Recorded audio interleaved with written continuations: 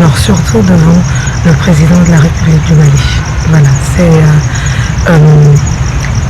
c'est de cela dont je me réjouissais, ainsi que les artistes que j'accompagne à travers ma fondation depuis quelques années maintenant, parce que nous avons décidé de présenter ce soir une très très courte version, c'est ce que nous avait demandé, d'une des chansons que nous interprétons avec la chorale et l'orchestre de la fondation.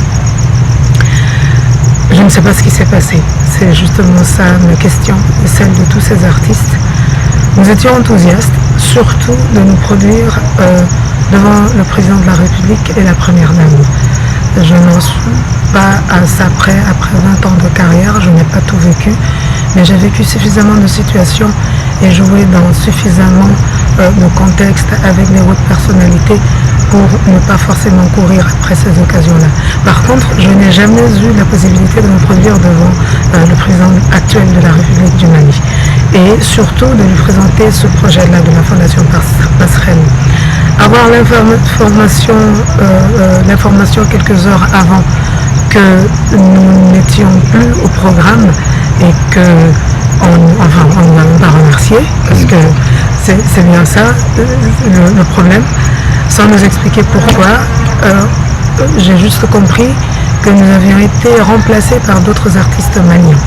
Comme nous sommes tous maliens et tous artistes, et que nous avons tous dans le cœur cette volonté de faire quelque chose pour notre culture et contribuer à sa promotion et à sa construction, eh bien, j'aimerais comprendre pourquoi pas moi, spécialement, pourquoi me déprogrammer moi, et surtout nous déprogrammer, parce qu'il s'agissait d'une formation qui est celle de la Fondation.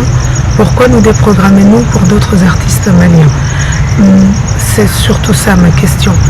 Et après, je dirais que j'aimerais quand même, si jamais nous pouvons avoir des explications et nous remercier de toutes les répétitions que nous avons faites et l'enthousiasme que nous avions de pouvoir nous produire devant Monsieur le Président et la Première Dame, si on pouvait aussi nous accorder de quand même nous produire pour Monsieur le Président et la Première Dame, parce que nous y tenons, moi-même et tous les artistes de la Fondation Passerelle, nous aimerions lui faire découvrir notre travail.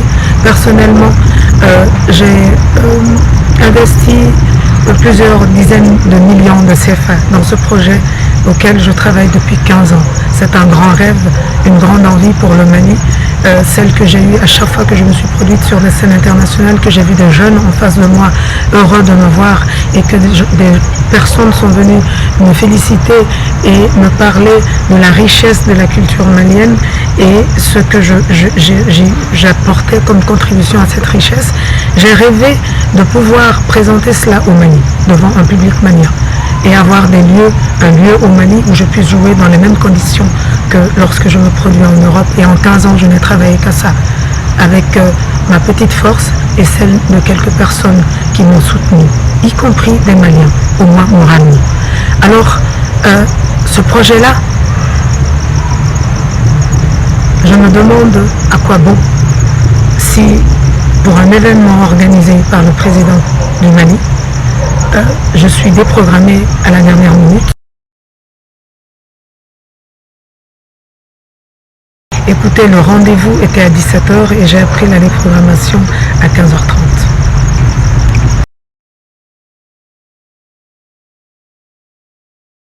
Aucune, juste que la formation dont je faisais partie a été fortement modifiée, que moi-même ainsi que d'autres artistes internationaux qui étaient venus pour l'événement ne seront plus dans le programme et que ont été introduits d'autres artistes maliens.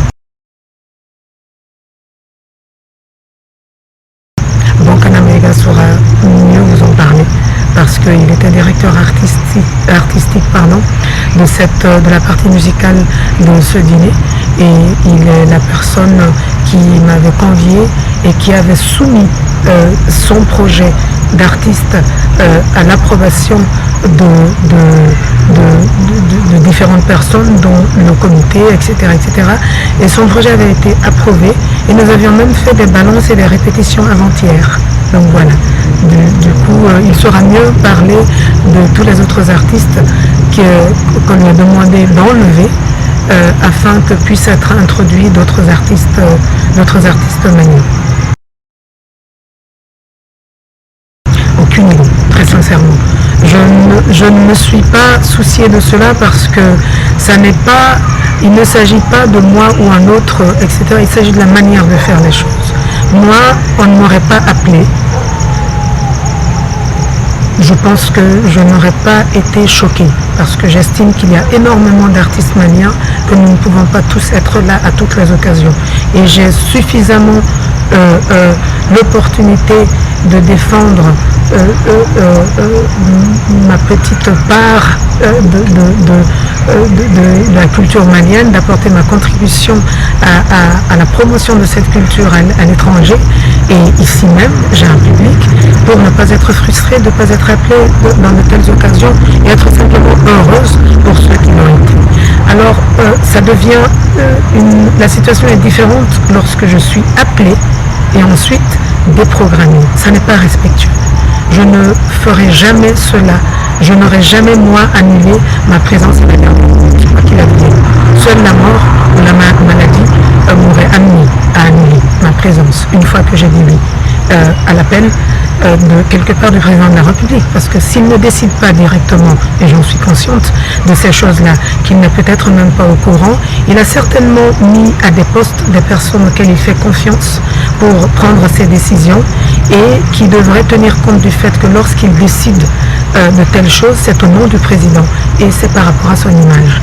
Et pour une artiste comme moi, malienne, qui aime mon pays, qui m'investit pour ce pays à la fois, qui s'investit pour ce pays à la fois matériellement et physiquement et en termes de conviction et au quotidien, je ne comprends pas cette attitude de me convier et ensuite d'annuler ma présence au dernier moment sans aucune explication. Par Bonkana Maïga, il y a 3 semaines de cela, pour me parler de sa proposition qu'il voulait faire et ensuite avoir mon approbation et savoir ma disponibilité. Et lorsque je lui ai donné mon aval, il est revenu vers moi quelques temps après pour m'exprimer qu'il avait été approuvé, que je sois parmi les artistes et dans le projet qu'il allait proposer. Il m'avait soumis les conditions qui étaient extrêmement contraignantes parce que nous étions plusieurs artistes pour 50 minutes, nous ne devions pas jouer plus de 5 minutes, il fallait avoir une formation réduite, et voilà, tout ce à quoi je me suis pliée. Et chose que je ne ferai pas, je vous promets, dans d'autres circonstances, et que j'ai accepté de faire là, pour le plaisir de pouvoir présenter encore une fois au président, à la première dame, ce que nous entreprenons avec la Fondation Passerelle depuis 2009.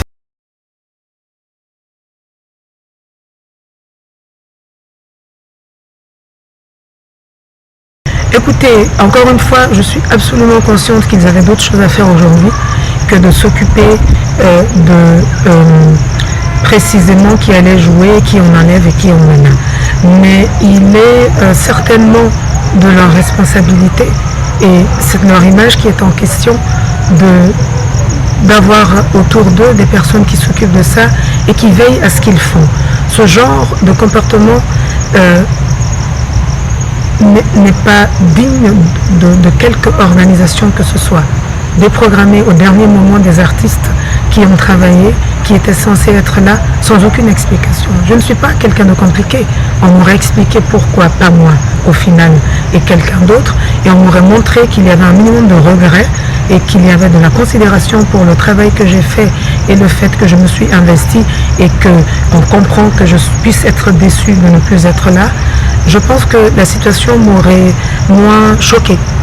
Ce qui est choquant, c'est juste le fait d'être déprogrammé comme si de rien n'était. C'est quelque part la preuve qu'on n'a pas forcément une idée claire de ce que c'est qu'être un artiste et travailler sur un spectacle.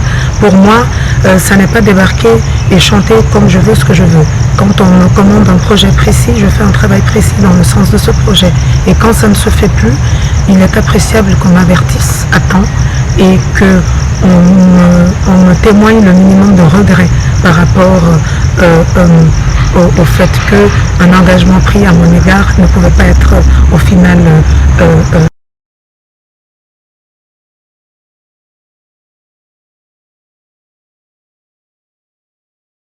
Je ne crois pas du tout.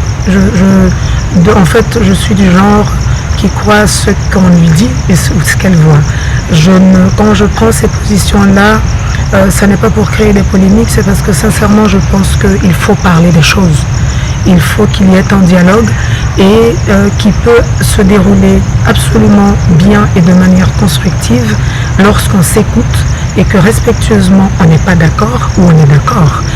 Cette position que j'ai par rapport aux immigrés n'est d'ailleurs pas celle de les laisser partir, c'est celle de faire en sorte qu'ils puissent avoir une situation épanouissante au Mali, qu'ils partent de plein gré et dans des conditions humaines, que des jeunes ne se retrouvent pas traités comme...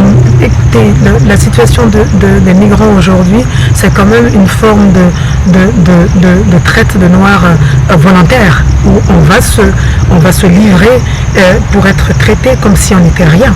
Et si nous ne démontrons pas que nous avons du respect pour ceux qui viennent d'ici, qui sont comme nous, qui sont du même pays et que nous sommes conscients de ce qu'ils souffrent et que nous pensons qu'ici il y a moyen de créer les circonstances qui fassent qu'ils puissent s'épanouir ici sans aller se laisser traiter de la sorte. Qui va prendre cette position à notre place? Ces jeunes-là, je les vois probablement plus que les dirigeants. Quand je joue dans ces pays, que des associations arrivent à les amener au concert et qu'ils ont envie de me parler après, leur situation est d'une précarité inacceptable. Et il est de mon devoir de dialoguer dans le sens et communiquer dans le sens de leur témoigner de l'humanité, du respect et de l'attention, sans pouvoir rien faire d'autre, parce que ce n'est pas moi qui vais pouvoir faire en sorte que les jeunes diplômés aient le travail qu'il leur faut ici, ou qu'il y ait suffisamment de projets au Mali à l'endroit de tous ces migrants qui viennent des zones rurales et qu'il y ait une valorisation de ces zones rurales, de sorte qu'il n'y ait pas un besoin de partir des villages vers Bamako, puis de Bamako vers ailleurs. Je ne peux pas faire tout ça, mais il est normal que j'exprime mon opinion avec beaucoup d'humilité et que je puisse espérer qu'un débat découle de cela, que nous puissions tous parler et trouver des solutions pour ces jeunes. Et je ne crois pas un instant que le président de la République puisse avoir quoi que ce soit contre cela, parce que sans société civile, sans une discussion, sans des leaders d'opinion, sans une classe intellectuelle qui puisse alimenter un débat, comment est-ce qu'on peut diriger un pays? Donc je ne pense à aucun moment que ce soit de sa part une réaction par rapport à mes prises de position. Je ne pense même pas qu'il soit spécifiquement au courant. Je pense que par contre, il est normal de l'informer et qu'il est normal que je lui exprime ma déception, encore une fois, de ne pas avoir eu cette opportunité-là avec tous les jeunes de la Fondation, de lui présenter ce qu'on fait et de solliciter par la même occasion son soutien, parce que malgré les dizaines de millions de CFA que j'ai investis ici dans tout ce projet, on va arriver à un point où sans une volonté gouvernementale, ni moi ni aucun opérateur culturel ne pourrait aller plus loin que cela, ne pourrait jouer pleinement le rôle qui nous incombe et ne pourrait faire jouer à la culture le rôle de pilier qu'elle doit avoir au sein de tout ce travail qui est mené en ce moment pour renforcer le Mali, là où on s'est affaibli depuis 2012.